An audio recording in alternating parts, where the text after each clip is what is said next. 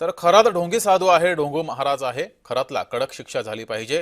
भोंदूबाबा प्रकरणावर मंत्री गिरीश महाजन यांनी प्रतिक्रिया दिली आहे. याशिवाय खरात प्रकरणी संभाजीराजे सुद्धा भडकलेत.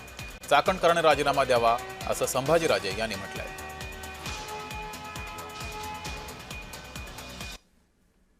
आपला समाज कसा आहे, सगळा भावूक आहे.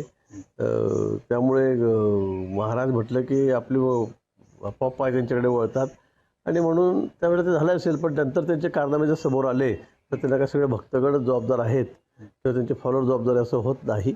पण अशोक खरात हा एक ढोंगी साधू आहे, ढोंगी महाराज आहे. त्याचा समोर आलेला आहे. गेल्या काही दिवसापासून त्याची चर्चाही सुरू होती, पण आता ते पुढे आलेलं आहे, समोर आलेलं आहे. मला वाटतं त्यांना कडक शिक्षा झाली पाहिजे. खरोखरच निंदनीय आहे. म्हणजे असे प्रकार महाराष्ट्रात घडतात. ज्या महिला आयोगाच्या सुद्धा प्रमुख ज्या कोण आहेत त्या त्यांच्या ट्रस्टच्या त्या विश्वस्त आहेत असं माझ्या कानावर आहे. माझं तर उलट मुख्यमंत्र्यांना म्हणणं हे आहे की ताबडतोब त्यांनी जर राजीनामा, नैतिक दृष्टिकोन राजीनामा जर त्यांनी दिला नाही तर तुम्ही मुख्यमंत्री या नात्याने त्यांचा राजीनामा लगेच घ्या.